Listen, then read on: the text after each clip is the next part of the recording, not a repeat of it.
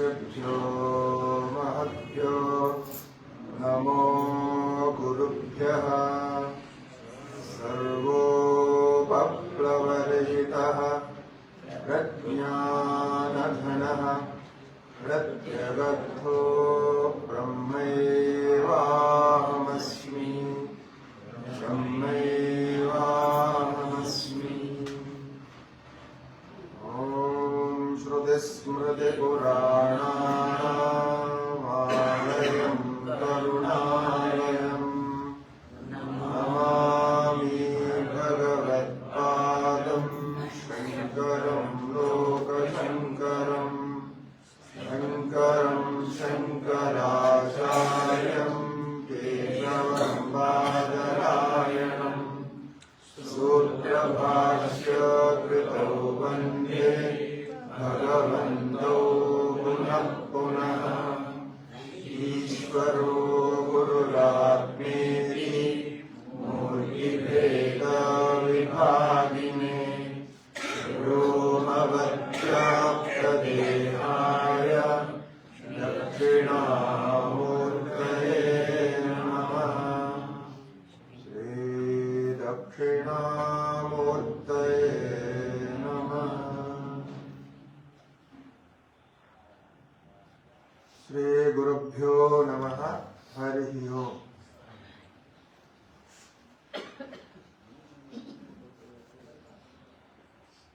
नारायण नारायण जय जय गोविंद हरे। नारायण नारायण जय जय गोपाल हरे। नारायण नारायण जय जय गोविंद हरे। नारायण नारायण जय जय गोपाल नारायण नारायण जय जय गोविंद हरे। नारायण नारायण जय जय गोपाल हरे। नारायण नारायण जय जय गोविंद हरे। नारायण नारायण जय जय गोपाल गोविंद हरे जय जय गोपाल हरे। गोविंद हरे जय जय गोपाल हरे। गोविंद हरे जय जय गोपाल हरे। गोविंद हरे जय जय गोपाल नारायण नारायण जय जय गोविंद हरे। नारायण नारायण जय जय गोपाल हरे। नारायण नारायण जय जय गोविंद हरे। नारायण नारायण जय जय गोपाल शिवानंद शिवानंद शिवानंद पाहि मां। चिदानंद चिदानंद चिदानंद रक्ष मां। शिवानंद शिवानंद शिवानंद पाहि मां। चिदानंद चिदानंद चिदानंद रक्ष मां। शिवानंद शिवानंद शिवानंद पाहि मां। चिदानंद चिदानंद चिदानंद रक्ष मां। शिवानंद शिवानंद शिवानंद पाहि मां। चिदानंद चिदानंद चिदानंद रक्ष मां। शिवानंद पाहि मां। चिदानंद रक्ष मां। शिवानंद पाहि मां। चिदानंद रक्ष मां। शिवानंद पाहि मां। चिदानंद रक्ष मां। शिवानंद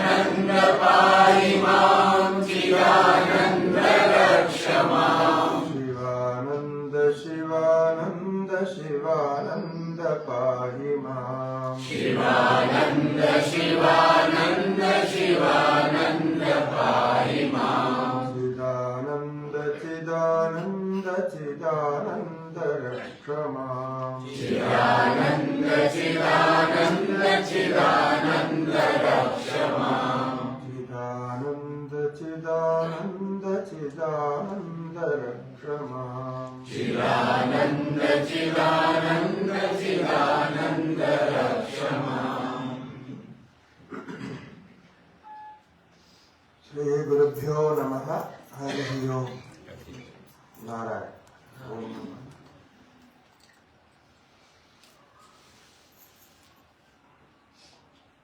सरल समग्र वेदांत के चिंतन में अनुभव के आधार पर समस्त वेदांत को कैसे वेदांत शास्त्रों ने प्रतिपादित किया, इस दृष्टि से हम कुछ सरल विधि से चिंतन करना आरंभ किए थे।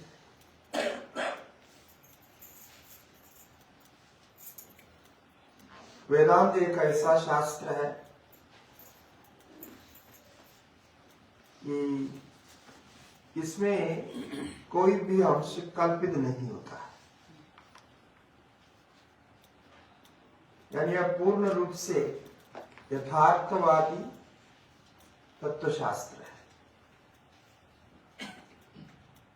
इसमें कल्पना जैसी आपको लगती है जब तक आपको वो चीज समझ में नहीं आती, और उस यथार्थ तत्व को छोड़ करके अथवा जब यथार्थ तत्व का अवबोध आपको हो जाएगा तब स्वयं ही बाकी सब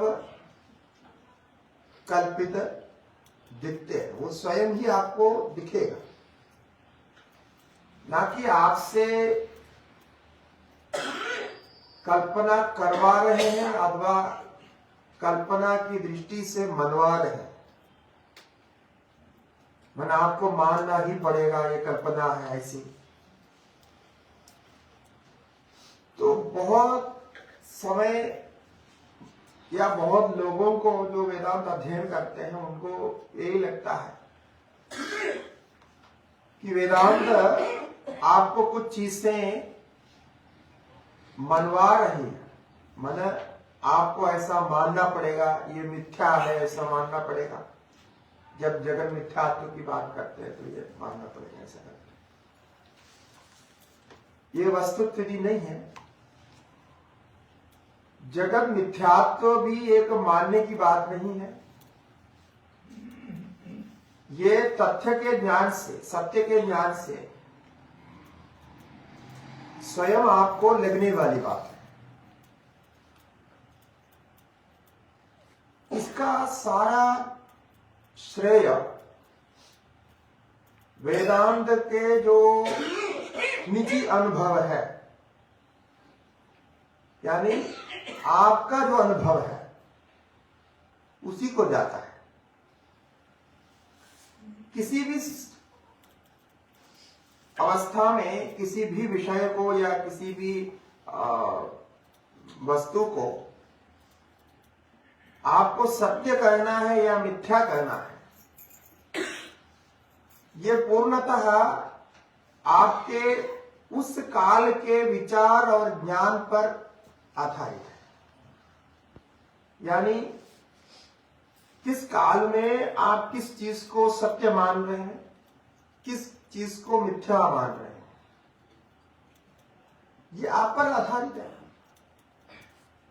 ये सिद्ध करने के लिए ही हम कल जागृत अवस्था और स्वप्न अवस्था के दोनों के विचार किए। तो ये दोनों ही अवस्थाएं परस्पर संबंधित है, एक दृष्टि से स्थूल सूक्ष्म भाव से संबंधित है।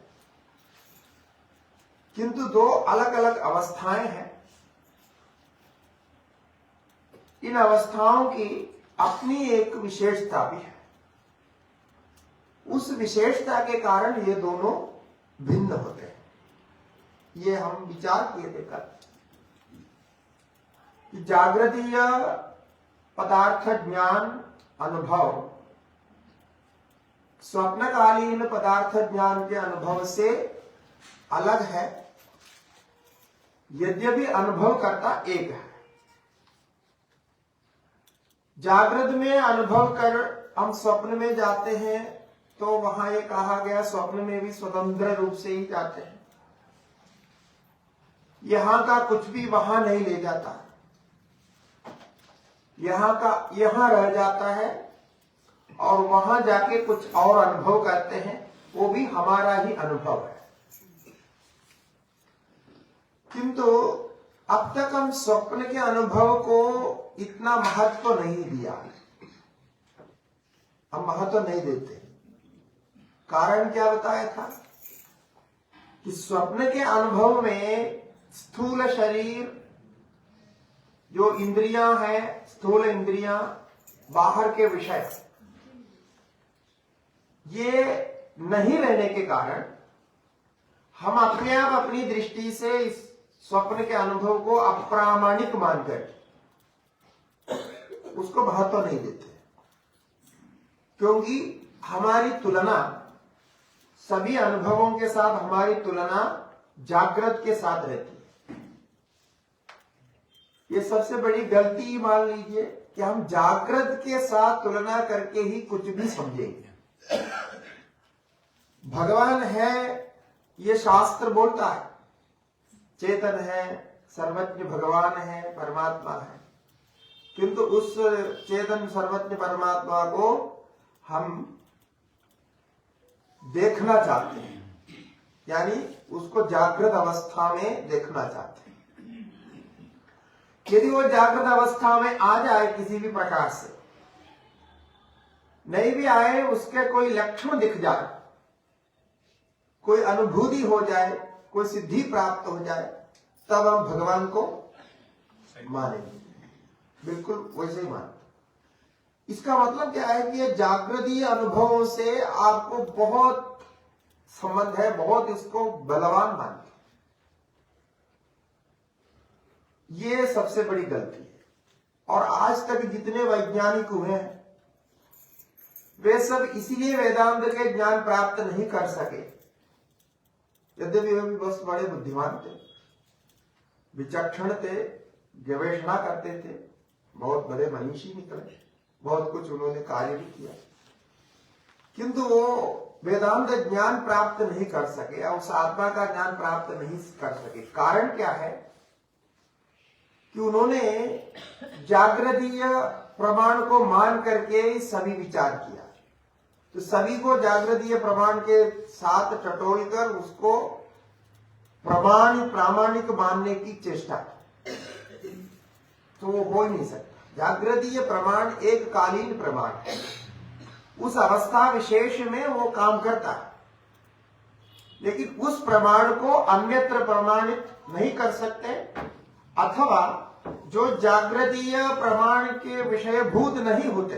विषय के अंतर्गत नहीं आते, उनको आप कदापि प्रमाण नहीं मानेंगे। इस प्रकार ही हमारा चल रहा है, ये भी हमने कल बताया था। तो अब स्वप्न का विचार करने पर स्वप्न में परमात्मा क्या दिखाना चाहता है, आपको क्या सिखाना चाहता है? क्योंकि परमात्मा ने स्वयं कहा, मैं जब सिखाने की बात करता हूं आप सोचेंगे कि परमात्मा कैसे सिखाने की बात करता है। भगवान परमात्मा ने जो कुछ सृजन किया ना, वो सबके पीछे कुछ ना कुछ संदेश रखा। यदि आप बुद्धिमान निकले, अब बुद्धिमान कैसे निकलेगा? वो ऐसे जाके पढ़ लिख करके नहीं निकलेगा। परमात्मा की दृष्टि से बुद्धिमान वो ही निकलेगा जो नित्य कर्मों का अनुष्ठान करेगा, शास्त्रीय नित्य कर्मों का अनुष्ठान करेगा, मन की एकाग्रता आदि का अभ्यास करेगा, उसके बाद उसकी प्रज्ञा की वृद्धि होगी, मेधा होगी, तब जाकर के बोलते हैं ना बुद्धि के, वही हमारे प्रथम जो प्रार्थना है, बुद्धि की वृद्धि हो, बुद्धि की पुष्टि हो। उस प्रार्थना के साथ जब बुद्धि में वो तेज आएगा, जो ऋषियों ने जिस तेज को प्राप्त किया वो तेज जब आते हैं तो परमात्मा क्या क्या दिखा रहे हैं ये आपको धीरे धीरे समझ में आएगा, उनका संकेत समझ में आएगा। क्योंकि संकेत समझने के लिए सांकेतिक ज्ञान चाहिए, कोई भी संकेत समझना है। अब रोड में आप गाड़ी चलाते हैं, कई बोर्ड लगे हुए रहते हैं, यदि वो बोर्ड का अर्थ आपको नहीं समझ में आया तो आप उसके अनुसार कार्य नहीं कर सकेंगे। संकेत को समझने के लिए भी बुद्धि चाहिए। अब परमात्मा ने जो संकेत दे रखा है उसके लिए परमात्मा से संबंधित बुद्धि चाहिए, जो आपको अनुष्ठान से ही मिलेगा।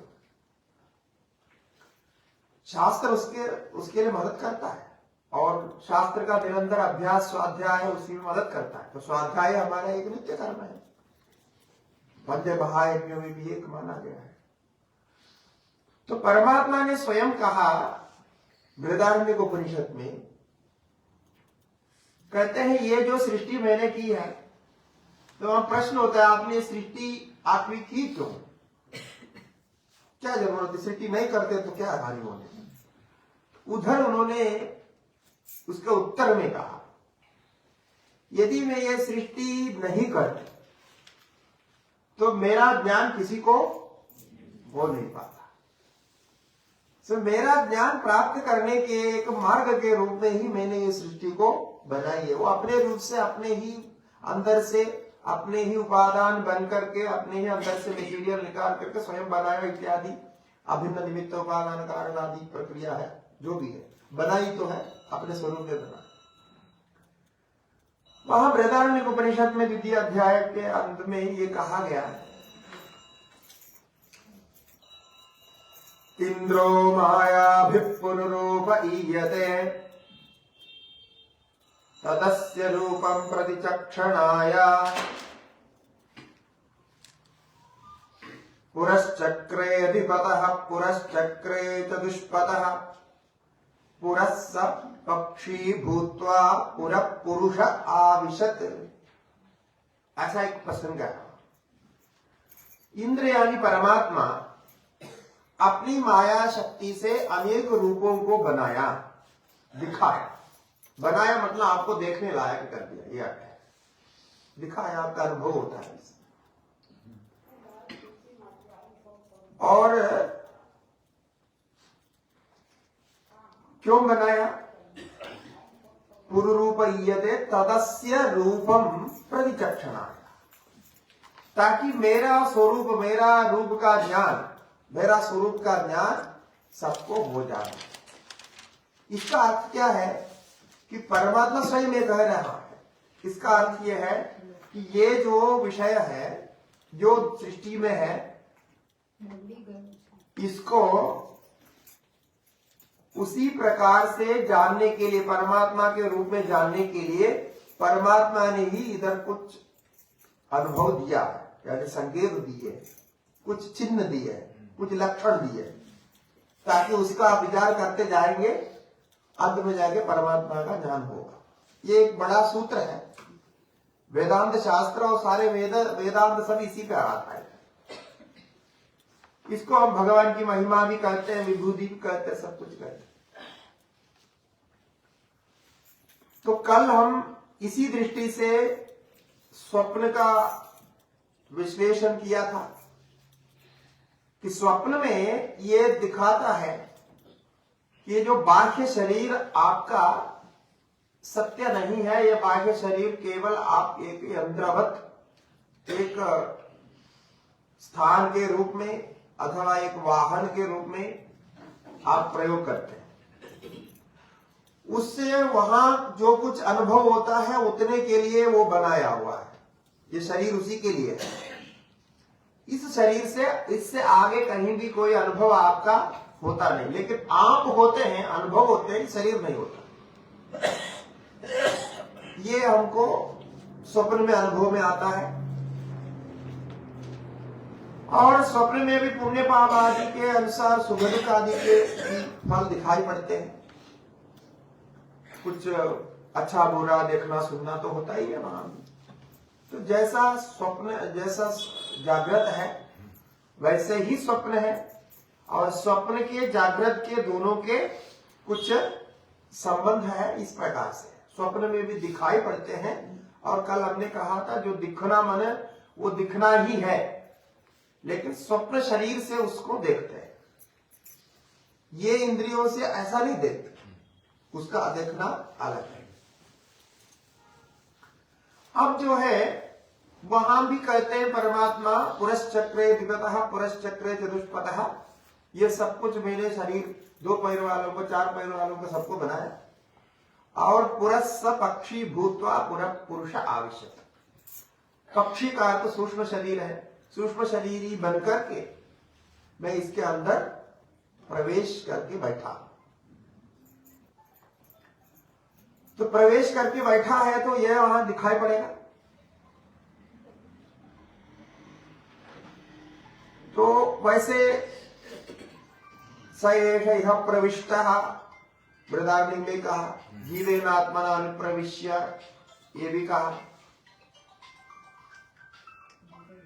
कल ऐसा करना पड़ेगा, जैसे सब लोग आएंगे ना, किसी को वहां गेट पर बिठाना है, बिठा करके जिनके जिनके मोबाइल हैं सबको बोलना है निकालो और ऑफ करके रखो। ऐसे बोलने से तो भूल जाते हैं, तो भूल हो जाती है, तो वहां सावधान करने के लिए एक को बिठाना। બધાને ફરીથી રિક્વેસ્ટ કરું છું, જે લોકોના મોબાઈલ ચાલુ છે એ લોકો બંધ કરી દે પ્લીઝ, કારણ કે આવું સ્વામી या साइलेंट में करें, ખરાબ કહેવાય। ऐसे करें। कुछ लोग जो साइलेंट करना नहीं है जानते हैं, तो कल कोई वहां गेट पर बैठेगा, क्योंकि समस्या क्या है, हमारे छोटा सा हॉल है और यहाँ थोड़ा सा भी दूसरा शब्द आएगा ना, वो गूंजता है और डिस्टर्ब करता है। खुले में तो इतना पता नहीं चलता, इसलिए बंद करा के ही अंदर आना है। वो थोड़ी देर में, आधा घंटे में या 1 घंटा 1.5 घंटा जो वहां बैठे हैं ना, इतने में कुछ भी इधर उधर होने वाला, ठीक है, उतने तो साइन कर सकते हैं। अथवा वहां एक डब्बा रख करके सभी का वहां निकाल के रख दिया तो वो भी कर सकते हैं, सील करके रखेंगे, वापस दे देना, ठीक है। दोनों में से एक कल व्यवस्था कर देना, किसी को बिठा के।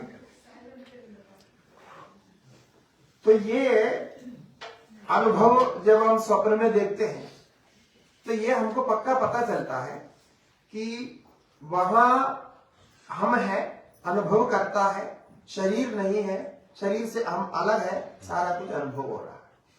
वहां कौन सा शरीर से अनुभव हो रहा है? उस शरीर को हमने सूक्ष्म शरीर कहा। तेजस आत्मा है, वहां जो आत्मा है उसके समष्टि रूप हो गए हिरण्यगर्भ। सप्तांगः एकोनविंशति मुखः प्रविभक्त भुक् तेजसः द्वितीय पादः, ऐसा लक्षण दिया। तो ऐसे ही आकार में आपको दिखाई देता है। अब आपको वहां जो आकार दिखाई देता है, माने आप किए हैं ऐसा लिखता है ना, आप जब चल रहे हैं तो आप चल रहे हैं, बैठ रहे हैं तो आप बैठ रहे हैं, ऐसा दिखता है। वहां आप जो दिखता है, चलता फिरता है, सब कुछ करता है, ये कौन सा शरीर होता है?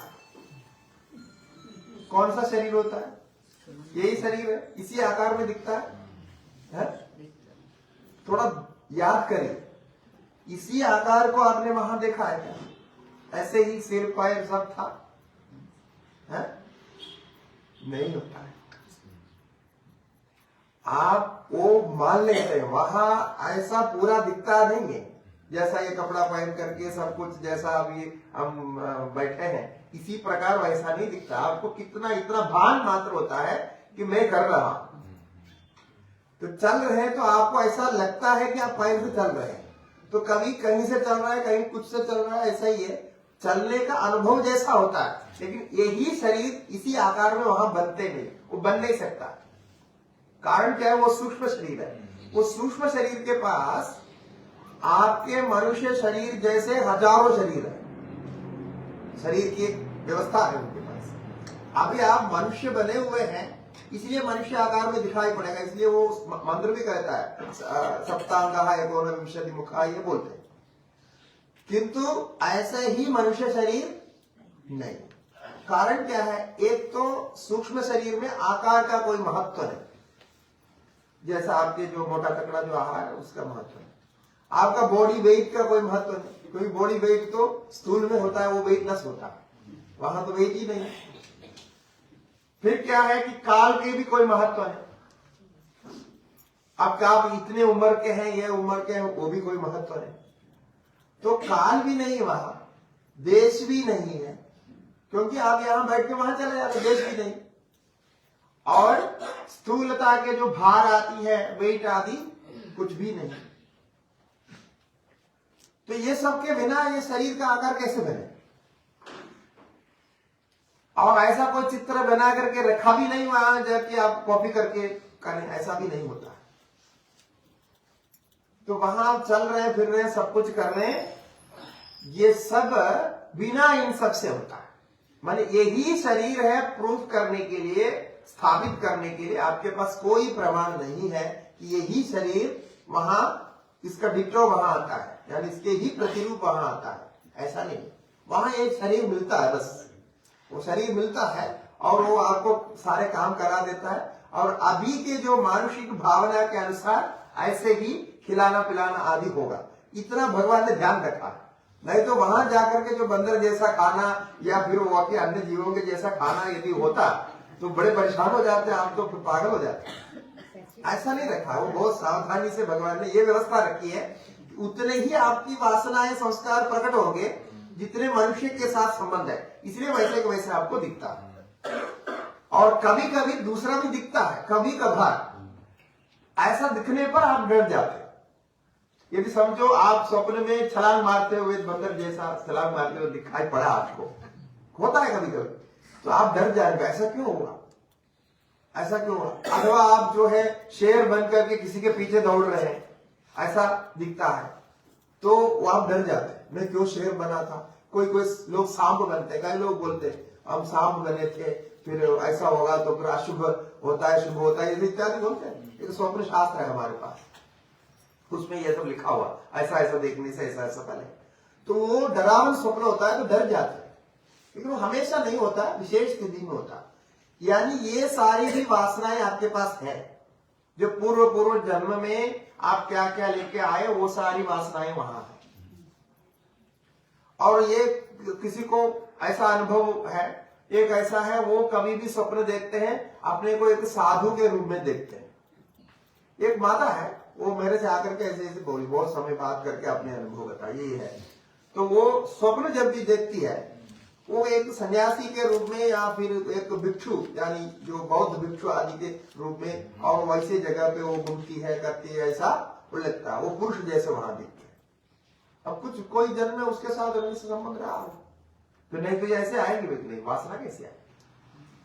तो ऐसा सारी वासनाएं सब कुछ है आपके पास, लेकिन उतना ही वहां दिखता है। इसीलिए यह पक्का है कि सूक्ष्म शरीर अलग है, और वहां देखना सुनना जानना सब कुछ होता है, लेकिन सूक्ष्म रूप से होता है, यहां की तुलना में नहीं। यहां की तुलना में करेंगे तो वो तो सब नहीं है, लेकिन होता है सब कुछ, ज्ञान भी उसका, याद भी होता है, सब कुछ होता है। इसके बाद ये जो मन है, बुद्धि है, अहंकार है, प्राण जो सामान्य रूप से काम कर रहा है, ये सब प्राण को छोड़ करके बाकी सब शांत हो जाते हैं।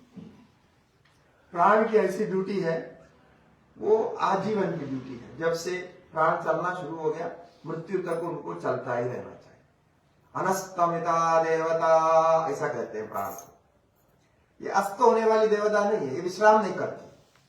कौन? प्राण देवता। इसलिए प्राण की बहुत स्तुति करते हैं, नित्य हम प्राणायाम करते हैं, प्राण के नमस्कार करते हैं, व्याघ्र भी और प्राणायाम करते हैं। ये सब इसलिए है कि ये 24 घंटा लगा रखे और निरंतर चलता रहता है, कभी विश्राम नहीं करती। इसलिए अनस्तमिता देवता का, अस्त नहीं होने वाली देवता, ये चलता ही रहता है। तो बहुत बड़ी महिमा है प्राण की, इसलिए प्राण तो चलता रहता है। प्राण को छोड़ करके मन, इंद्रिया, मन, बुद्धि, अहंकार, ये भी अब सो गया। इस निद्रा को हम कहते हैं सुषुप्ति। सुषुप्ति शब्द का अर्थ है सम्यक प्रकार से सुप्ति, यानी अच्छी तरह नींद आ गई। सुप्ति शब्द मात्र कहने से स्वप्न भी उसमें होता है, लेकिन ये स्वप्न के बिना सुषुप्ति है।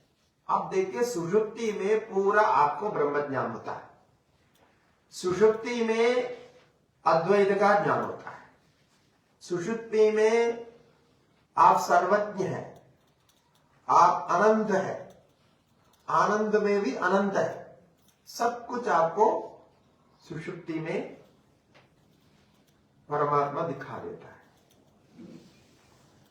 सुषुप्ति का ही आप यदि चिंतन करेंगे, विश्लेषण करेंगे, तो आपका स्वरूप का ज्ञान पूर्ण रूप से होगा कि ये ही मैं हूं। सबसे पहले सुषुप्ति में आप हो या ना हो, ना है ना हो, इसको पहले प्रमाणित करना कि जब सुषुप्ति में जाते हैं हमारा कुछ स्मरण नहीं रहता है, यही तो है सुषुप्ति, कुछ भी नहीं जाना। और फिर सुबह उठते हैं, उठने के बाद आप कहते हैं कि मैंने अच्छी तरह सोया। तो ये है कि आप सुषुप्ति में कोई विषय को नहीं जाना, कोई विषय रूप से कोई वृत्तियां वहां नहीं थी। फिर दूसरा कहते हैं कि मैं अच्छी तरह सोया। तो अच्छी तरह सोया जो कहते हैं वो तो सही कहते हैं ना, सत्य बात है, अच्छी तरह सोया, अच्छी नींद आ गई, ये अच्छी बात है। तो यदि वो अच्छी बात है, सत्य बात, सत्य कह रहे हैं, तो उसका अर्थ है कि सुषुप्ति में जो सो रहा है वो व्यक्ति जो सो रहे हैं वो अच्छी तरह सोने का अनुभव तो कर रहा है। ये बोलना पड़ेगा, नहीं तो वो कैसे बोलेंगे। अच्छी तरह सोने का अनुभव कर रहा है और ये अत्यंत निरपेक्ष है, यानी इसके लिए किसी इंद्रिय आदि की अपेक्षा नहीं है, मन की भी अपेक्षा नहीं। मन वहां सूक्ष्म मन है, इसलिए आप बाद में याद कर पाते हैं।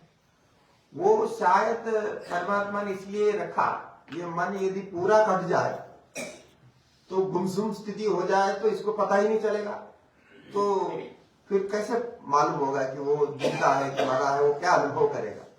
तो प्रतिदिन मर जाने की स्थिति हो जाएगी, वो उसको ज्ञान ही नहीं होगा, तो फिर ठीक नहीं है।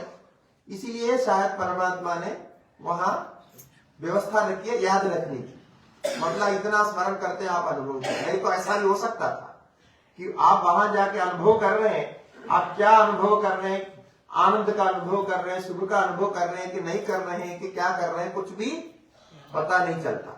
ऐसा हो सकता था, लेकिन ऐसा नहीं रखा। इसका मतलब क्या है, यहां भी भगवान परमेश्वर ये दिखाना चाहते हैं कि ये सब कुछ छोड़ने के बाद भी, यानी आपने पहले शरीर को छोड़ दिया, बाद में मन आदि सब कुछ छोड़ दिया, सब आपसे अलग हो गए, आपके साथ अभी किसी का कोई संबंध है ही नहीं। ऐसा होने पर भी आप रहता है, आप रहता है, ये ज्ञान आपको होता है। क्योंकि ये तो सभी मानते हैं कि हम वहां रहते हैं और हम ही सोया था और हमारे ही अनुभव हुए, ये सब कुछ सभी लोग मानते हैं। तो इसमें कोई दूसरा प्रमाण की भी जरूरत नहीं, वो सब वहां ऐसे तो वैसे है। इस स्थिति में जो चेतन है, चेतन क्यों है? ज्ञान हो रहा है। चेतन कहने का मतलब ज्ञान हो रहा है। ऐसा नहीं कि चेतन चैतन्य समझते समय वहां कोई प्रकाश दिखाई देता है, ये नहीं समझना। कोई प्रकाश से जो चेतन का कोई साक्षात कोई संबंध नहीं। प्रकाश जो है, प्रकाश एक जड़ वस्तु और देखने के लिए प्रकाश की आवश्यकता है, ये हम जान करके शास्त्र हमको कहते हैं प्रकाश वहां होता है। जब आप आंख बंद कर देते हैं, आपके कमरे के अंदर सारा जो है लाइट आदि सब बंद है, आंख बंद करने के बाद भी आपको सब कुछ अंदर दिखाई पड़ता है। आपको दिखने के लिए, जानने के लिए कोई प्रकाश की आवश्यकता नहीं है। जब इंद्रियों से बाहर विषय को जानते हैं तब आपको बाहर की प्रकाश की आवश्यकता है। और कुछ लोग कहते हैं ध्यान आदि करने के बाद में अंदर प्रकाश प्रकाश दिखाई देता है। उसका नाम तो प्रकाश है, लेकिन वो बाहर के प्रकाश से उसका कोई संबंध नहीं, वो अंदर ही होता है, अंदर ही जानने को ही प्रकाश है। वो सब दिमाग में, दिमाग के अपनी क्रिया है, प्रक्रिया है, उसी के द्वारा वो दिखा देते हैं। तो अभी सुषुप्ति में कोई प्रकाश तो है नहीं, आप स्वयं ही है। तो जो आपने जाना, जानने की जो प्रवृत्ति, आपके अपना ज्ञान और किसी का ज्ञान नहीं, आप अपना ज्ञान, अपना अस्तित्व को जान रहे हैं। ये अस्तित्व को जानने मात्र को ही वहां ज्ञान कहा जाता है। और वो जो ज्ञान यद्यपि अत्यंत व्यापक है, व्यापक इसलिए है कि वो परिच्छिन्न करने के लिए कुछ नहीं है। व्यापक इसलिए कहा जाता है, वो पूरा है, वहां कोई परिच्छेद नहीं करता। परिच्छेद समझते हैं, सीमित नहीं करता, असीम है। क्योंकि सीमित करने वाला कौन थे? एक तो हमारा शरीर था, मन था, ये इत्यादि सब सीमित करने वाले थे। तो सीमित करने वाला कोई तत्व वहां न रहने के कारण वो असीम ऐसा कहा जाता है। सीमा नहीं रहना ही असीम का अर्थ है, इतना ही अर्थ है।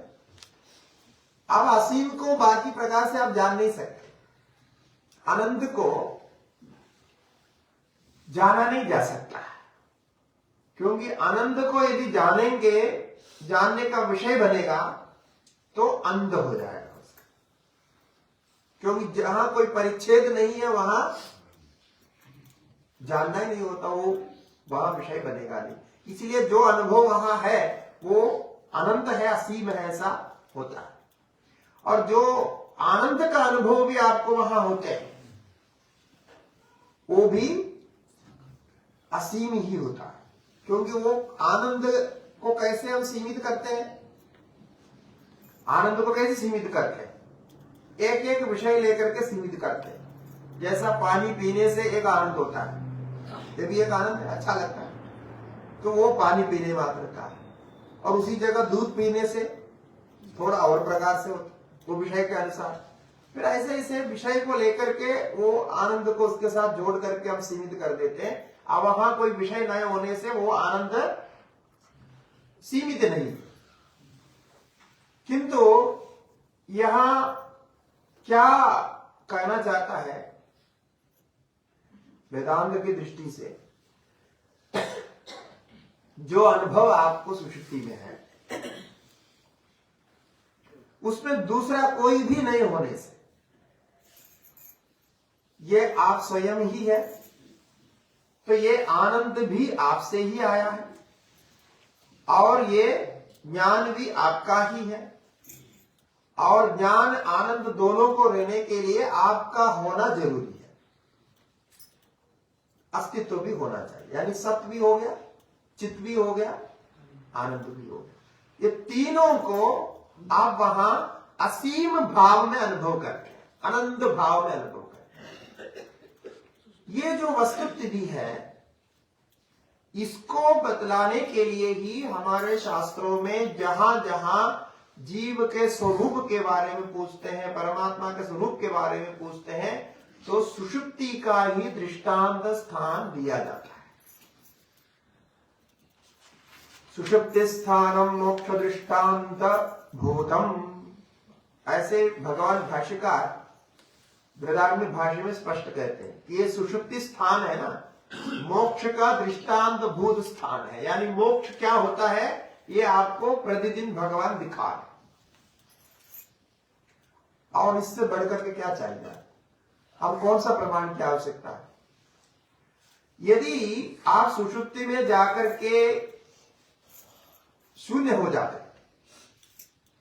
तब तो कभी भी आप मोक्ष के बारे में चर्चा ही नहीं कर पाते, क्योंकि सुषुप्ति में जाकर के हम शून्य हो रहे हैं तो मरने के बाद भी हम शून्य हो जाएंगे, तो फिर हमारा क्या है? कुछ भी नहीं, ऐसा रहेगा। फिर उसके मोक्ष के पीछे कोई नहीं पड़ता। माने उतना ही नहीं, यहां से आगे कोई सोचता ही नहीं था। इतनी बुद्धि जिसकी नहीं है वो मना करता है कि आगे कुछ नहीं। अब यहां से जाकर के भी आगे तो इतना तो अनुभव हो रहा है, ये सब छोड़ करके भी अनुभव हो रहा है। और इसको कुछ लोग मानते हैं नहीं, ये शरीर होने के कारण ऐसा अनुभव हो रहा है, यदि दिमाग नहीं होता तो आपको सुषुप्ति भी नहीं है। ऐसे किसी डॉक्टर ने मेरे को कहा कि आप सुषुप्ति की बात कर रहे हैं, ये शरीर से बाहर है क्या, कहाँ है, आप कैसे सिद्ध कर सकते हैं? तो वो तो दिमाग के कारण होता है। वो दिमाग में जब उसके वेव्स जो है, ब्रेन्स का वेव जो है 0.5 इसमें आता है साइकिल पर सेकंड, इसमें आ जाता है, तब वो सुषुप्ति हो जाता है। और दिमाग रहने के कारण सुषुप्ति होता है, ऐसा हो रहा है। मैंने बोला ये अच्छी बात है, दिमाग रहने के कारण हो रहा है। उसमें तो जब आप बोलो क्योंकि दिमाग रहता है हम भी मानते हैं, दिमाग मर गया ऐसा तो हम नहीं मानते। दिमाग है, वो 0.5 में जाएगा तो डीप स्लीप होता है, तो उसी में उतना रजिस्टर हो रहा है, तभी तो आदमी जिंदा है। दिमाग मरा हुआ हम नहीं मानते। लेकिन आपका अनुभव क्या होता है कि मैं दिमाग के अंदर हूं, ऐसा अनुभव होता है क्या? ये बताओ, यदि ऐसा अनुभव होता कि मैं दिमाग के अंदर हूं, खोपड़ी के अंदर हूं, ऐसा अनुभव होता किसी को, तब तो मान लेते हैं कि आप दिमाग के अंदर बैठा हो। ऐसा अनुभव होता ही नहीं। दिमाग को इसलिए भगवान ने जिंदा रखा है क्योंकि बाद में सुबह उठना है उसको।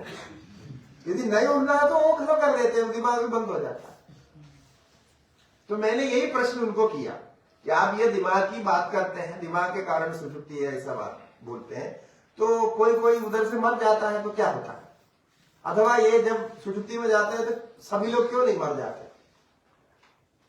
इसका भी तो कोई कारण होना चाहिए।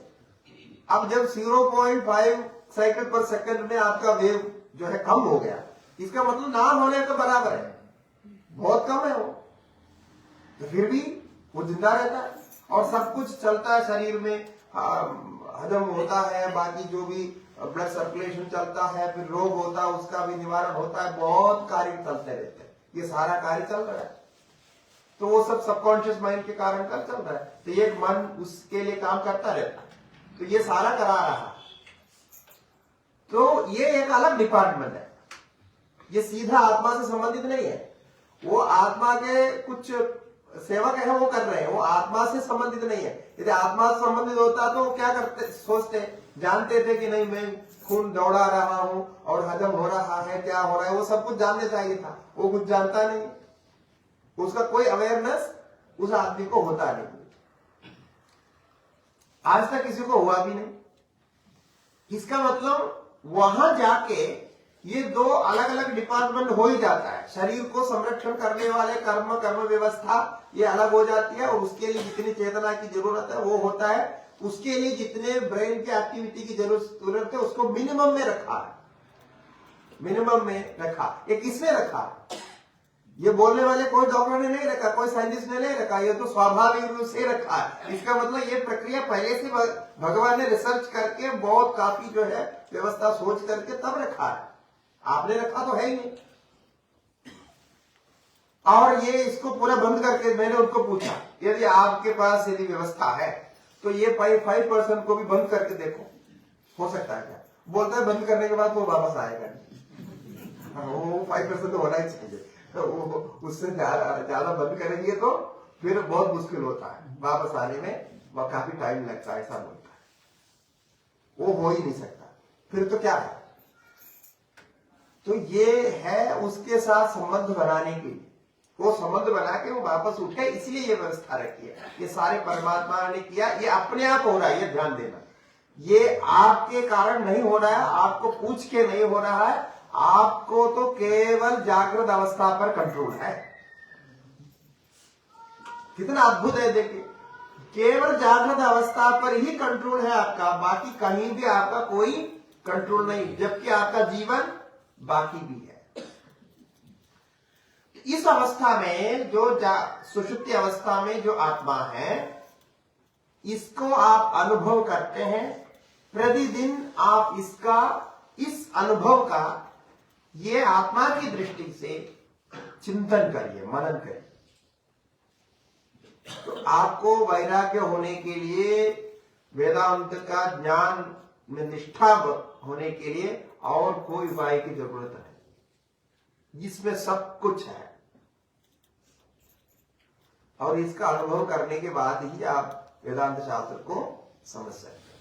इस स्थिति में जो आत्मा है, जो अनुभव कर रहा है वहां, उसको प्राज्ञ नाम से कहते हैं।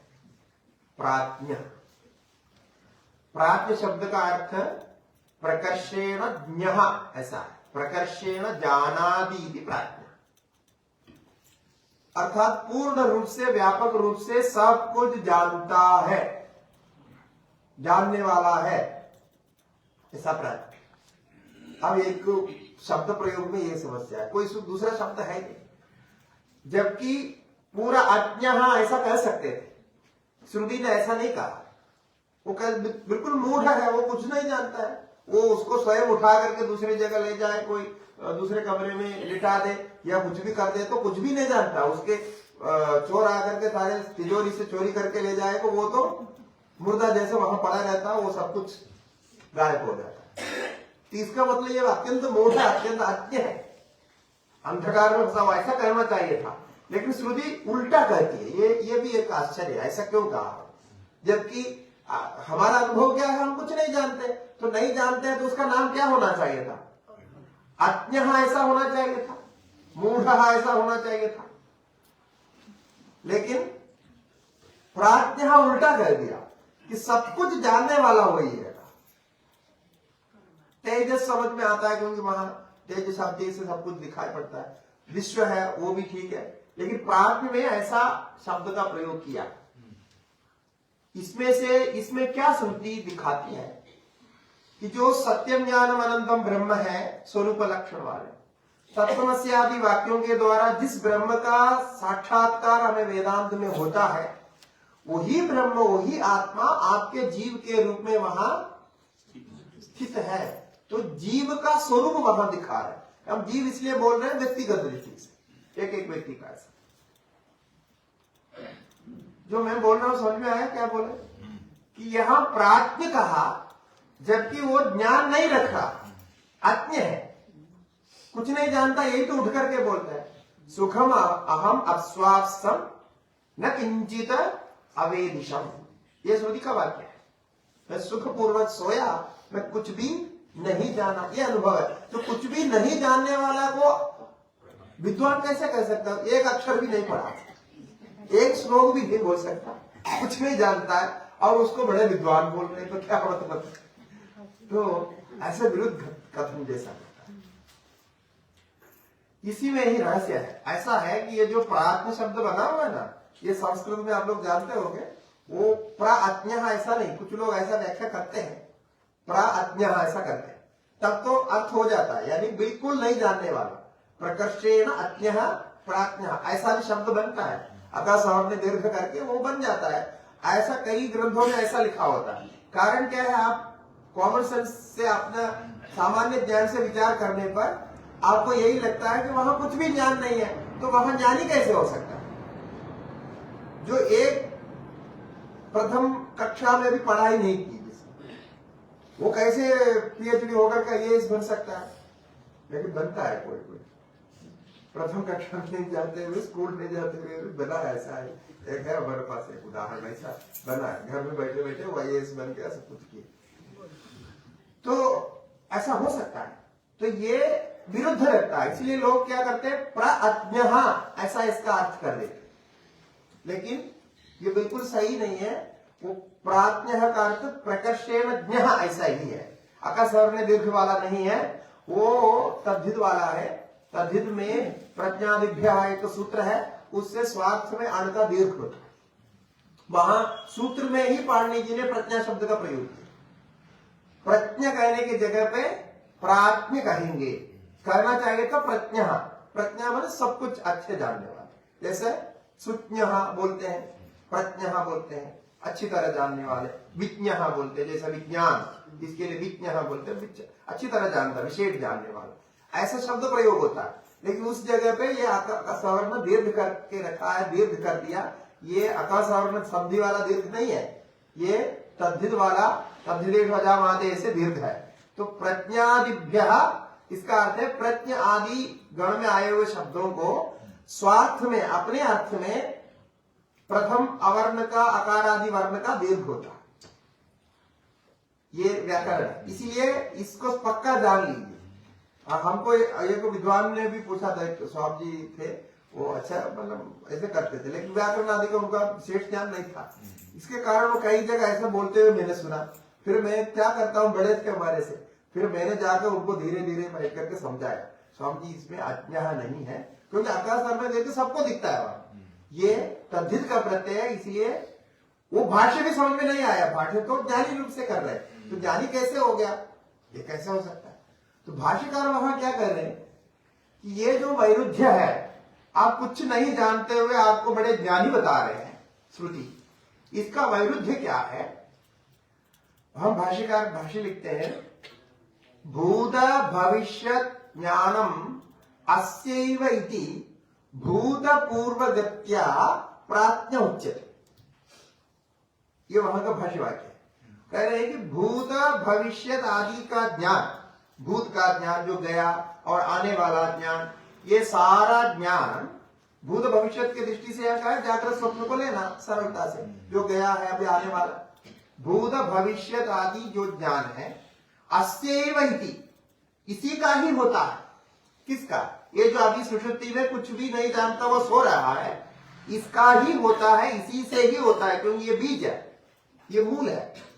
तो अस्यैव इति भूत पूर्व गत्या, भूत पूर्व गति मन क्या है, जैसे हम बोलते हैं ना रिटायर्ड होता है, जैसे भूतपूर्व राष्ट्रपति, तो भी राष्ट्रपति है लेकिन भूतपूर्व राष्ट्रपति, तो भूतपूर्व गत्या ये शब्द प्रयोग किया, भूतपूर्व गत्या प्राज्ञ उच्यते। अब तो वैसा विषयों को सबको नहीं जान रहा, लेकिन सारा ज्ञान इसी का ही होता है, इसी से ही होता है, इसके कारण उनको ऐसा कहा गया। नहीं तो जो राष्ट्रपति बन चुके हैं उनको आप सामान्य मनुष्य जैसा उनसे व्यवहार करेंगे, अच्छा नहीं होता है। इसलिए भूतपूर्व राष्ट्रपति है तो भूतपूर्व जो है उसको भूतपूर्व सम्मान देना चाहिए, वही सम्मान उनको दिया जाता है, देना जरूरी है। ऐसे ही यहाँ भी ज्ञान दे रहा, आगे जाके सारा ज्ञान इसका ही होता है, इसीलिए उसको प्राप्त यहाँ ऐसा कहा गया। ये भाष्य वाक्य, इसका अर्थ ये हुआ कि मोक्ष तक जो ज्ञान होने वाला, मोक्ष तक जितने भी ज्ञान आपको होने वाला है, वो सारा ज्ञान इसी के माध्यम से होता है, या आत्मा के ही माध्यम से होता है। आत्मा ही आप स्वयं ही जानने वाले हैं, इसीलिए आपको प्राज्ञ कहा गया। आपको माने आप प्रत्येक व्यक्ति प्राज्ञ है, ऐसा नहीं समझना आप प्राज्ञ नहीं है, आप भी पूरा पूरा ज्ञानी है। और हमारे यहाँ ज्ञानी में अलग अलग स्थान होता है, लेकिन सुषुप्ति में जो ज्ञानी है वो पूर्ण ज्ञानी है, यानी उसके पास कोई विशेष विषय है नहीं, तो वो सबका ज्ञान नहीं है, तो है पूर्ण है। इसलिए सती संपत्त्य न विदुः सति संपद्यामहे, ये थोड़ा सा यहाँ कमी है कि यद्यपि सुषुप्ति में स्वम ही अपीदो भवति स्वपतीत्याचक्षते सदा सौम्या तदा संपन्नो भवति। आप सबके साथ एक होते हो, आत्मा के साथ एक होते हो, आत्मा ही परमात्मा ही वहां होते हो, स्वम मन अपने स्वरूप को ही प्राप्त करते हो, इसलिए उसका नाम स्वपिति है। स्वपिति मन सोना, तो सब कुछ करते हो, लेकिन एक थोड़ी सी कमी है, सभी संपत्तियां अपने स्वरूप में परमात्मा में जा करके भी न विदुः नहीं जानता है, सदी संपद्यामहे। अरे हम तो सुषुप्ति में परमात्मा में ही तो सो रहे थे, ऐसा आप सुबह उठ करके नहीं करते। इतनी कमी है, बस इतनी छोटी सी कमी है, इसको आप सुधारो, बाकी सब ठीक है। तो अब प्रश्न क्या होता है, सुबह उठ करके यदि कल से आप बोलेंगे ना, झूठ नहीं बोलना चाहिए, सत्य बोलना चाहिए, तो वहां यदि आपको परमात्मा का ज्ञान हो गया ऐसा यदि भाव होता, तब तो आप सच बोलते। क्योंकि जो बच्चे होते हैं उनको भी पूछेंगे तो वो भी ऐसे बोलते हैं, अच्छी तरह सो गया, बहुत सुख आ गया, आनंद आ गया, मजा आ गया, ऐसे ही बोलता है। और बूढ़े भी, जानकार भी, विद्वान भी, सब लोग को वही बोलता है। और मनुष्य तो बोलता ही है। कहते हैं कि अन्य प्राणियों को भी आप पूछेंगे वही भी वही बोलेंगे। श्रुति वो स्वयं कह रही कि सभी जो मच्छर आदि है ना, सोचते हैं आपको ये अच्छी नींद आती है, आप जब अच्छे कमरे में सोते हैं, एसी लगा करके सोते हैं तभी अच्छी नींद आती है, नहीं तो नहीं आती है। ऐसा नहीं, मच्छर आदि को भी सबको नींद आती है। जिसको नींद आती है उसको ऐसे ही नींद आती है, और इतने ही आनंद उनको भी होता है, और उसमें कोई मात्रा के विवेचन ही नहीं, क्योंकि अमात्र स्थिति, कोई मात्रा नहीं, सबको बराबर होता है। आप दिन भर जो कमा करके इतने सब कुछ काम करके सब कुछ करने के बाद में आपको रात को सोना, नींद अच्छी आनी चाहिए ना। कुल मिलाकर के आपके जीवन में क्या बचता है? जो अच्छी नींद, मतलब नींद अच्छी आती है तो बड़े सज्जन है, अच्छा व्यक्ति है। वो तो आराम से सो गया तो उसका सब कुछ ठीक हो गया। ये सब कुछ नींद अच्छी आने के लिए आप दिन भर काम कर रहे हैं। दिन भर क्या, जिंदगी भर उसी के लिए कर रहे हैं। प्रतिदिन आपको आराम मिलता रहे, क्योंकि 2-4 दिन यदि नींद नहीं मिले तब आपको पता चलेगा कि ये नींद कितने महत्वपूर्ण है। बड़े घबरा जाते, सब कुछ होते हुए भी परेशान हो जाते हैं, नींद नहीं आए, नींद नहीं आए तो क्या होगा। लेकिन ये जो है वो मच्छर आदि को फ्री नहीं मिलता। कुछ भी नहीं किया उन्होंने, कोई बिस्तर नहीं खरीदा, ना कोई कमरा बनाया, ना कुछ बनाया, ना एसी लगाई, कुछ भी नहीं है। वो वैसे ही उनके फ्री में मिलता। तो ये श्रुति स्वयं कहती है, सिंहो वा वृको वा वराहो वा कीटो वा पतंगो वा मशको वा यद्यद् भवन्ति तदा भवन्ति। वो वैसे के वैसे ही होता है, इसमें कोई अंतर नहीं। और बृहदारण्यक में भी कहते हैं कि महाब्राह्मण कोई सो गया, बड़े विद्वान ब्राह्मण है, षट दर्शनों का पूरा ज्ञान है, षट शास्त्रों का ज्ञान है, प्रकांड विद्वान, एकदम निष्ठावान जो उत्तम ब्राह्मण है, वो भी सो जाता है। और दूसरे तरफ एक महाचोर है, दुष्ट आदमी, वो भी सो जाता है। तो कोई भी सो जाएगा, वहां जाके वो बराबर होगा। स्तेनो अस्तेनो भवति, पिता अपिता भवति, माता अमाता भवति, ऐसा बोलते। वहां माता पिता कोई रिश्ता नाता कुछ भी नहीं। स्तेन, स्तेन माने चोर, बड़े चोर होते हैं, वो चोर भी सो जाएगा तो सोते समय वो चोर नहीं होता है, क्योंकि चोरी तो उसने शरीर से किया था, मन से किया था, वो तो बाहर है। अब सोते समय उसके पास कोई चोरी का इंजाम भी आप नहीं लगा सकते। इसलिए हमारे यहाँ धर्म में सोते हुए व्यक्ति को मारना या उनको कुछ हानि पहुंचाना बड़ा पाप मानते, ब्रह्महत्या जैसे बड़ा पाप मानते, क्योंकि सोया हुआ व्यक्ति का कोई दोष नहीं होता, वो निर्दोष होता है। उसको जगा करके ही पनिशमेंट देना है, सोते हुए पनिशमेंट नहीं देना है। इसलिए सोते हुए मारना बड़ा पाप होता है। कारण क्या, उस समय वो व्यक्ति है ही नहीं, उसने व्यक्तित्व को छोड़ दिया। आपको पनिशमेंट देना जिंदा व्यक्ति, मतलब जो जिसको समझ में आए कि पनिशमेंट है, ये शिक्षा दे रहे हैं, उसको समझ में आए तब देना है ना। इसलिए पागलों को भी पनिशमेंट नहीं देते कोर्ट में। कारण क्या है, उसको पता ही नहीं चलता है। तो क्या, क्यों मुझे पनिशमेंट दे, ये मालूम नहीं होता। पनिशमेंट उसी को दिया जाए जिसको पता चले कि इसका कारण इसका पनिशमेंट हो, तभी वो पनिशमेंट होता है, नहीं तो पनिशमेंट कैसे हो। तो ये भी श्रुति कह रही है। अब देखिए आप फिर कर क्या रहे हैं, जब आपको ये सब कुछ फ्री में मिल रहा है, तो ये केवल आपको नहीं, दूसरे को भी ये फ्री में मिल रहा है। दूसरे प्राणियों को जो साधन भजन कुछ नहीं करता, उनको भी ये मिल रहा है, सब कुछ बड़ा मिल रहा है। तो हमको फिर साधन करने की क्या आवश्यकता? हम साधन भजन ये इतना सब कुछ क्यों कर रहे हैं, इसकी क्या आवश्यकता? इसके लिए वहां कहते हैं, ये जो सति संपद्य न विदुहु सति संपद्या महे, ये जो है ना, ये आपका अज्ञान है, ये मूला ज्ञान है। आपका स्वरूप का ज्ञान आपको नहीं है। आपका स्वरूप का ज्ञान यदि होता तो जब आप स्वरूप में पहुंचते तो वो स्वरूप का ज्ञान उसमें मालूम होता। वहां छांदोग्य उपनिषद में ये दृष्टांत दिया है। एक आदमी है, बहुत बड़ा, बहुत गरीब है, उसके पास कोई धन नहीं, वो भिक्षा मांग करके जीवन चलाता है। तो कई साल ऐसे बीत गए। तो एक दिन वो कुछ दूर गांव में एक के घर में भिक्षा में गया। तो भिक्षा में गया तो वो गांव में वो आदमी पूछता है तुम कौन हो? उसने कहा मैं अमुक अमुक, मेरा पिता है, दादा है, और मेरा कुल का नाम सब कुछ बता दिया, तो ऐसे मैं हूं। हाँ, तो तुम क्यों ये सब कर रहे? बोले कि मेरे पास कोई धन नहीं है, वो ऐसे ही जीविका के लिए कुछ भी नहीं। तब वो बोलता है तुम्हारे पास पूरा धन है, वो सारा धन तुम्हारे घर के अंदर है, वो मैं जानता हूं। अच्छा तो ठीक है, आप दिखाइए आए। तो वो व्यक्ति साथ में आता है और वो घर के बीच में जो प्रांगण है बोलते इधर खोदो। फिर वहां खुदाता है, खुदाने के बाद उधर से पूरा घड़ा भर करके सोना चांदी रत्न ये सब निकलता है, पूरे धन। अब जो है आहरहा प्रतिदिन, ये श्रुति का वचन है, ये जो कथा है श्रुति में ही है, तो प्रतिदिन उसी के ऊपर से जो चल रहा था, वो नीचे जो है पूरा महल भरा हुआ रखा हुआ था, वो पूरा उसी के ऊपर से चल रहा था। लेकिन चलता हुआ भी आहरहर गच्छन्ति, प्रतिदिन वहां जाते हैं, तभी उसको मालूम नहीं था, ज्ञान नहीं था।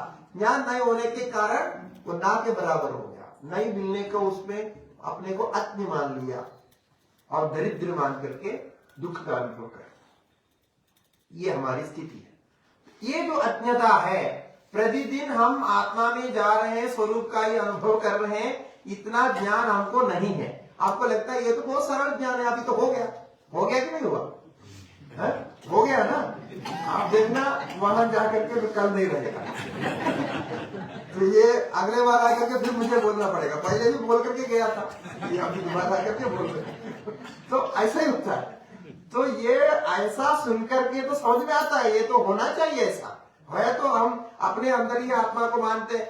और भगवान अनेक बार गीता में कहा कि मैं आपके अंदर बैठा हूं भाई, आपके अंदर बैठा हूं, आप मान लो। ये इतना मनाने की कोशिश किया, नहीं मानते, फिर भी हमको बाहर ही दिखाई पड़ता है। हम मंदिर में ही भगवान को रख करके पूजा करने में आनंद प्राप्त करते हैं, अंदर नहीं मानते। ये कहीं न कहीं यही कुछ गड़बड़ी है, और शायद इसी को जानबूझ के भगवान ने रखा हो, क्योंकि ऐसा यदि इसको ज्ञान हो जाएगा तो फिर वो कुछ करेगा नहीं। तो इससे कर्म कराने के लिए, सब कुछ कराने के लिए माया के कारण, अज्ञान के कारण ये सब कुछ रखा है। तो ये सुषुप्ति अवस्था में बाकी सब कुछ ठीक है, लेकिन एक अज्ञान वहां है, इसी को हम कहते हैं मूल अज्ञान। उस अज्ञान से आप कर्म के प्रति प्रेरित होते हैं। जैसा ये साइंस में ये लोग ब्रेन के जो वेव्स बोलते हैं ना, जो 5% रखा हुआ, जो 5% वेव्स इसलिए है कि उसके कारण ही वो आप ऊपर बाद में उठ पाते, वो कर्म के कारण। तो उठाता कौन है? आप नहीं उठाता, वो उठाने का भी प्रोग्राम बना रखा है। वो समय जैसा होता है, नींद हो जाएगी, अपने आप उठाएंगे। आप उठना ना चाहेंगे तो भी उठ जाएंगे। उतने समय आपको सुषुप्ति में रखते हैं जितना आपका वहां रहने से शरीर में जो कुछ भगवान को करना है वो करेंगे, साफ करेंगे, शरीर अपनी व्यवस्था करेंगे, उसके बाद स्वयं ही उठाते। ये टाइमिंग रखा। और ये साइंस वाले क्या कहते हैं, ये मेडिकल वाले क्या कहते हैं कि एक जो है दिमाग में एक ड्रग्स बनता है, यानी एक प्रकार के नशा बन जाता है। एक सोने के लिए, सोना एक नशा है, नशा बन जाता है, और नशा बनने के कारण वो नशा का वो एक प्रकार जो है हार्मोन उसको निकालते हैं, और उस समय जो है आप नींद में चले जाते हैं। उसका इफेक्ट इतना समय तक रहता है, उसके बाद में वो बंद हो जाता है, अपने आप उठ जाता है। ये उनकी प्रक्रिया। तो ये प्रक्रिया तो है। मैं इन लोगों से एक ही प्रश्न पूछता हूं, ये प्रक्रिया पहले बनी या कार्य पहले बनी? माने इनका यहाँ क्या है कि सारे कॉम्पाउंड्स होता है, तो ये कॉम्पाउंड्स बनाते हैं, ऐसे ऐसी मेडिसिन, ऐसी ऐसी चीजें होती है, फिर उसको मिलाते हैं, दवाई होती है, और सब में इनका कॉम्बिनेशन है। मेरा एक प्रश्न रहता है कि ये पहले बना, आपने बाद में जाना, अथवा आपके जान करके कॉम्पाउंड्स बना के आपने फिट किया, तो ये दोनों में से एक होगा। वो हो सकता है ना। तो इसका उत्तर क्या है कि पहले कुछ नहीं बना, जो बना हुआ है उसको वो खोल करके उस समय क्या होता है वो जो जान लेते हैं, जानने के बाद अपने को ज्ञानी समझते हैं। वो ये बुद्धू नहीं सोचते कि ये पहले से हम देखने के पहले से प्रक्रिया चल रही है और ये कौन चला रहा था। अच्छा, ये क्या ब्रेन ने अपने आप बनाया, क्या दिमाग ने अपने आप बनाया? दिमाग में अपने आप बनाने की कोई व्यवस्था वहां दिखती नहीं। वहां तो क्या वो कुछ मांस है, कुछ रक्त है, कुछ वैसे ही गाड़ियां है, वैसे कुछ ही है, और क्या है उसमें? कुछ तो निकलेगा नहीं, कोई सोना चांदी तो उधर निकलता है ना, कोई वहां कोई व्यवस्था है। तो वो क्या उसने बनाया क्या? और उसने बनाया भी मान लो, तो उसको ये ज्ञान कहां से आया? क्या खून को ये सारा ज्ञान है क्या? खून जो मर शरीर में बनता है तो सारे कुछ खून के बेस पर होता है। फिर उसके बाद जो सेल है हमारे पास, जिसको क्या बोलते हैं? कोश बोलते हैं। तो ये कोश है। अब क्या कोश को ये सारा ज्ञान है? और उसमें कोश को खोल के देखेंगे तो उसमें अंदर भी केमिकल मिलता है। उनके लिए तो वो भी केमिकल है, सारा केमिकल मिला तो उसमें भी वही मिलता है। तो ये सारा केमिकल ही सब कुछ कर रहा है। तो ये पहला केमिकल का कॉम्बिनेशन बना अथवा ज्ञान पहले बना। तो ये देखने पर आपको मानना ही पड़ेगा कि ये बना है या बनाया है, किसी ने बनाया, और इतने परफेक्ट जानकार ने बनाया। बनाया तो है, हमने तो नहीं बनाया, ये पक्की बात है। जो अभी जिंदा आदमी हो तो बनाया कैसा? वो तो उसको भी फ्री में मिला हुआ, बन करके आ गया, बन के तैयार मिला है, तो वो भी बनाया नहीं, तो किसी ने बनाया है। तो जो बनाया है उसको तो ये सारा ज्ञान है। और वो बनाया हुआ जो बनाया वो स्वयं बोल रहे हैं कि मैं बना करके इसके अंदर बैठा हूं। वो स्वयं डिक्लेयर कर रहे हैं कि बना के मैं और कहीं नहीं बैठा, बना करके इसके अंदर ही बैठा। तो इसको भी बनाने वाला मान सकते हैं उस दृष्टि से। बस इतना ज्ञान आपको हो जाए ना, यही अद्वैत ज्ञान है, यही आत्मा का ज्ञान है, ये स्वरूप ज्ञान है। ये इसलिए प्राज्ञ को प्राज्ञ कहा जाता है। प्राज्ञ का नाम इसलिए प्राज्ञ है, सब कुछ ज्ञान इसमें है। और इस ज्ञान में अब यहां कोई दुख है क्या? दुख है इसमें? नहीं, दुख नहीं। कहां? सुषुप्ति। हाँ, सुषुप्ति में दुख नहीं है ना, दुख नहीं, ये ठीक है, दुख नहीं है। तो आप पूरे जिंदगी में किससे परेशान हैं? दुख से परेशान है ना? जो गया हुआ दुख से और आने वाला दुख से, और वर्तमान भी मान लीजिए, वैसे वर्तमान तो ज्यादा नहीं, जो आने वाला है परेशान, जो परेशान है, वो दुख वहां नहीं है। तो ये दुख गया कहां? मतलब ये जिस दुख से आप पूरा परेशान हैं, ये रहता कहां है? कहीं तो रहेगा ना, कहीं तो रहता। कहां रहता बताइए? खोपड़ी में? कहां? मन में, सबकॉन्शियस माइंड में रहता है। तो सबकॉन्शियस माइंड को यदि ठीक करेंगे तो दुख ठीक हो जाएगा। वहां से दुख का आसन हटा देंगे ना, हो गया। अब जब दुख का आसन में वहां बैठा है तो उसका आसन ही हटा देंगे, उसको पदच्युत कर देंगे, मैंने तब हो जाएगा। नहीं होगा। क्यों नहीं होगा? फिर जब वो वहां बैठा है तो वहां से हम हटा देंगे उसको, तो निकल जाएगा ना। सच बोले तो ये दुख कहीं नहीं बैठा। दुख करके कोई चीज है ही नहीं, वो कहीं बैठा नहीं। अच्छा, आप शरीर शास्त्र तो जानते हैं, यहाँ कई लोग डॉक्टर लोग हैं पढ़े लिखे बैठे, क्या शरीर में कहीं दुख रखने की जगह है क्या?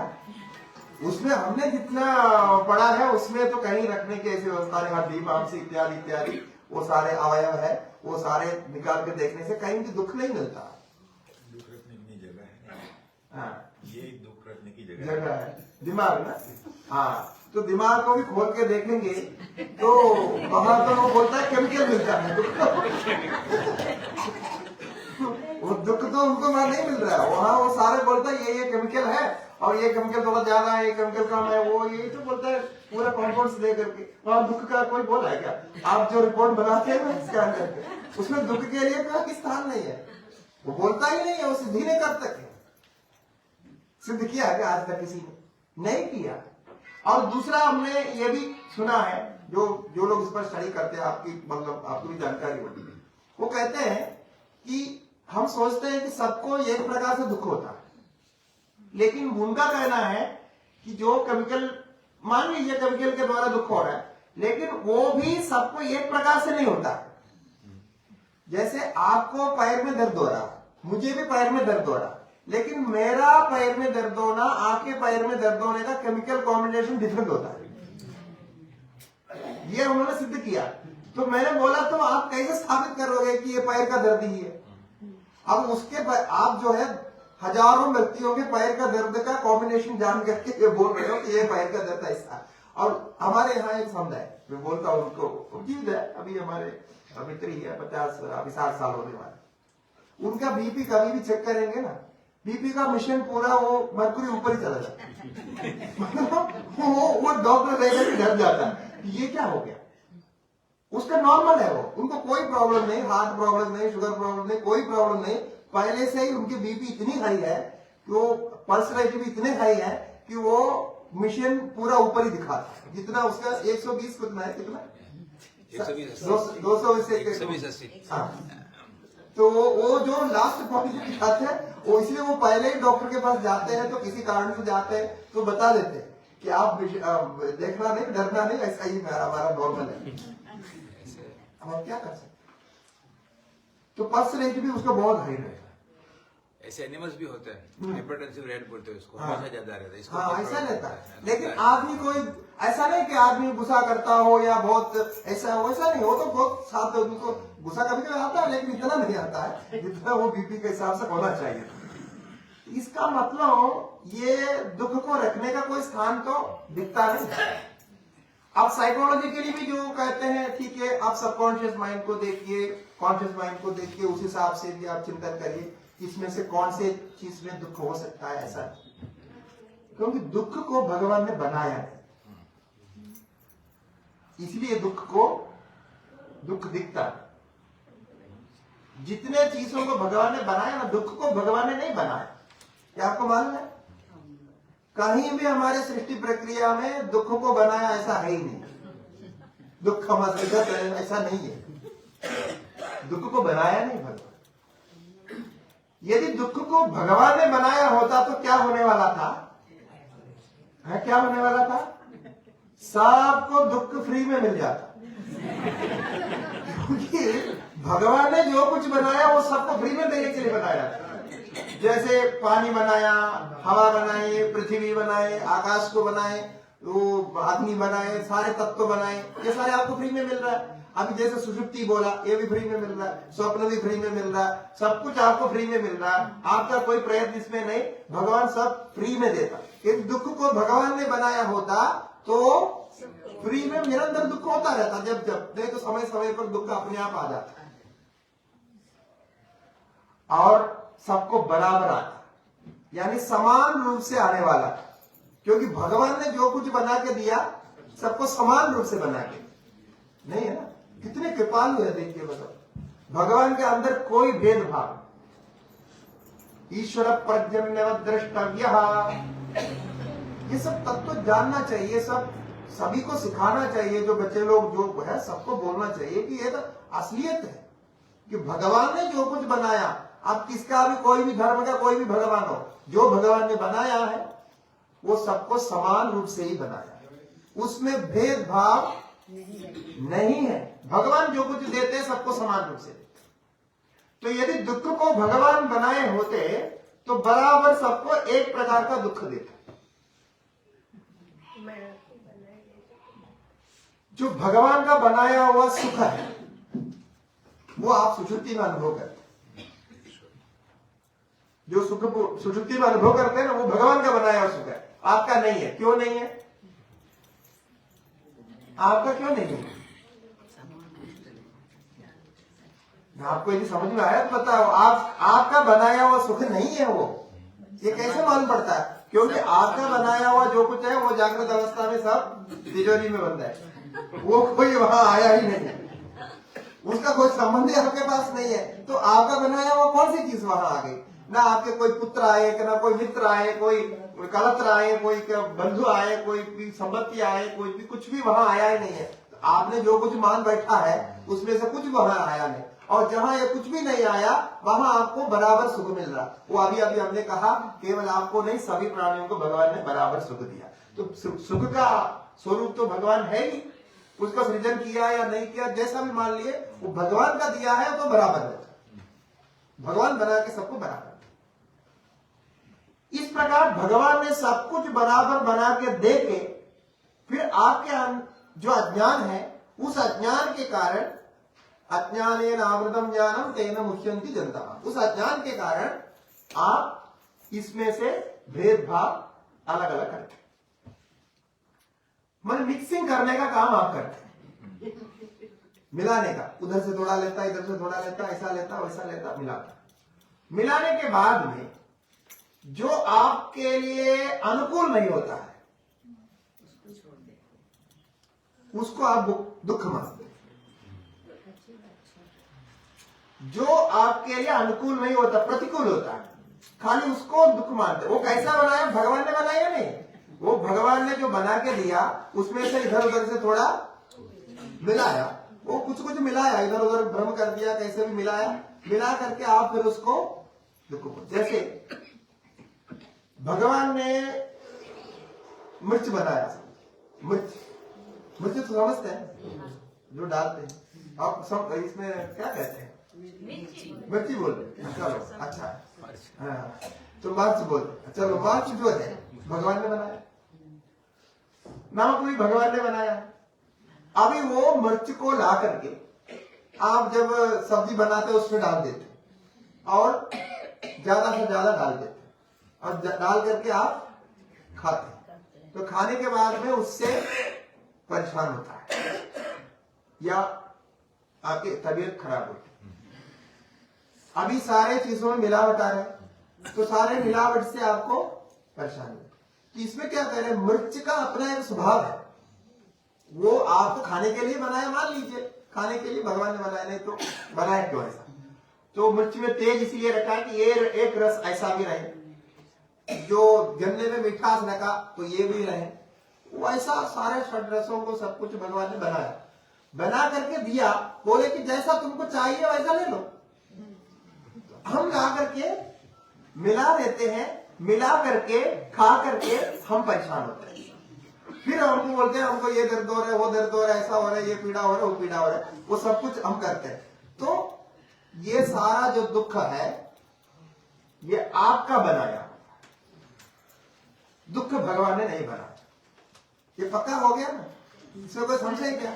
आगे से कभी नहीं कहना कि भगवान हमको इतना दुख क्यों दे रहे हैं, नहीं बोलना।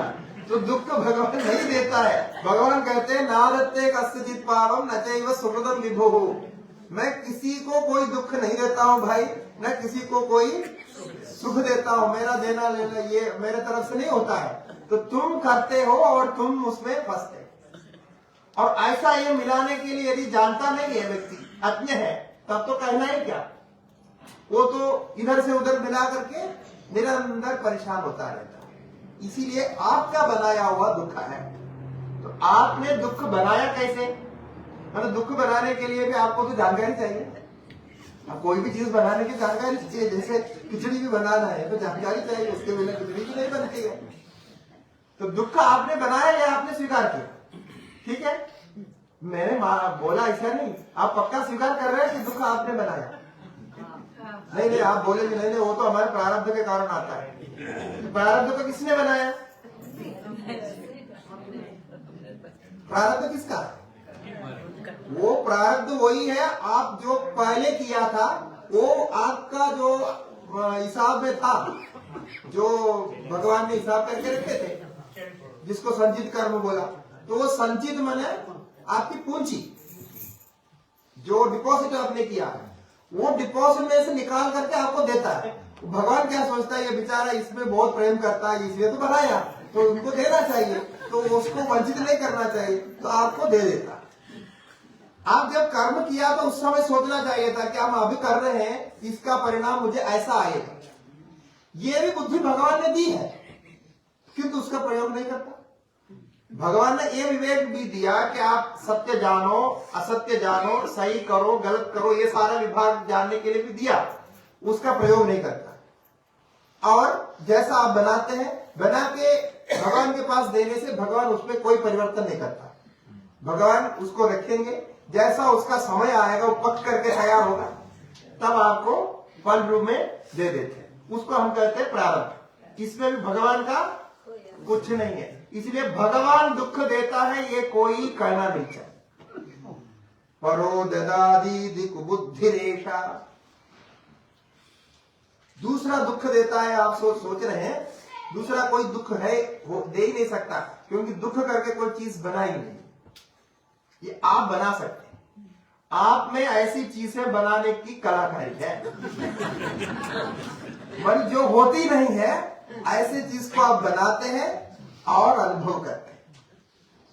इसका बहुत सुंदर विचार अभी आगे हमारा प्रसंग यही है। ये बनाने की जो कलाकारी है ये हम सीखते हैं, ये बनाने की कलाकारी भी हम सीखते हैं। जो बन नहीं सकता उसको बनाते हैं, जो बना नहीं है उसको बनाते हैं, और जो बना हुआ है उसको छोड़ देते हैं, भुला देते हैं। ये भी जो कलाकारी है ना, तब जाकर के आप संसारी हो। ये सब आप कर रहे हैं इसीलिए आप सत्संग सुनने के लिए आए हैं। ये सब आप नहीं करते होते तो आपको सत्संग सुनने की भी आवश्यकता नहीं, तो कर रहे हैं तो आपको लग रहा है कि कहीं ना कहीं हम गलत कर रहे हैं, तो गलत को सुधारना आप चाहते हैं। इसके लिए अच्छा ज्ञान प्राप्त करने के लिए, सही ज्ञान प्राप्त करने के लिए हम ये सब सुनते हैं। तो कल हम इस विषय पर विचार करेंगे। क्या विचार करेंगे कि जो कुछ भगवान ने नहीं बनाया उसमें आप आज हमने बहुत इंपॉर्टेंट चीज जोड़ दिया, दुख। ये तो आपने मान लिया, ध्यान रखना। अब यहां से जाते वक्त भी ध्यान रखना, दुख भगवान ने नहीं बनाया, दुख को हमने बनाया अपने कर्म से। ठीक है, उसका उत्तरदायित्व तो आप पर है। आपको कोई दुख देता है तो भी वो कारण नहीं है, आप ही कारण हो। ऐसा है, यहाँ पूरा रिस्पॉन्सिबिलिटी आप पर है। कोई दूसरा दुख दे नहीं सकता, क्योंकि दे सकता है वही चीज जो बनी होती है। अभी ये चीज बनी है, ये तो मैं आपको दे सकता हूं, क्योंकि ये चीज बनी हुई है, क्योंकि इसमें जो मटेरियल है वो मेरी नहीं है। ये मटेरियल किसकी है? भगवान की है। जो भगवान के मटेरियल से कुछ बनकर के तैयार है तो मैं आपको दे सकता हूं। लेकिन जो इस प्रकार मटेरियल से नहीं बना, भगवान के द्वारा नहीं बना, उसको हम किसी को दे भी नहीं सकते और ले भी नहीं सकते। ये एक फिजिक्स का मतलब भौतिक ज्ञान की थियरी है, यहां भी लागू होता है। सिर्फ दुख आप किसी को दे नहीं सकते, तो कोई दूसरा देता है ऐसा बोल रहे हैं तो शास्त्र कहता है कुबुद्धि रेखा। ये आपकी कुबुद्धि है, आपकी बेसमझ है, आप बिल्कुल समझदार नहीं है, इसीलिए आप कहते हैं कि दूसरा दुख देता है। तो ये तो आप ये मानना पड़ेगा कि आपने दुख बनाया, दुख आपका, आपके अपने रिस्पॉन्सिबिलिटी, अपने उत्तरदायित्व। तो ये बनाया तो फिर बनाया कैसे? फिर उस दुख के निवारण की, अब देखिए संसार कैसा बनता है। एक दुख को आपने बनाया जो वास्तव में भगवान ने नहीं बनाया था, आपने अपने काम से बनाया, जैसा भी बना वो देखेंगे कैसा बनाया। फिर उसके बाद इस दुख के निवारण के लिए आप सब कुछ करते रहते हैं। आपका पूरा जीवन किसके लिए होता है? 90% जीवन ये दुख के निवारण के लिए करते थे। क्योंकि कपड़ा नहीं होने से दुख होगा, भोजन नहीं होने से दुख होगा, फिर ये नहीं होने से दुख होगा, सो नहीं होने से। आपके कमरे में देखना जितनी चीजें आप देखी हुए ना, सभी दुख के निवारण के लिए। सुविधा का मतलब क्या है? सुविधा का मतलब दुख निवारण, आसानी। तो जितने सुविधाजनक हो उतने आप सुखी हैं, ऐसा आप मान बैठे हैं, उतने आपको दुख नहीं होगा ये मान बैठे हैं।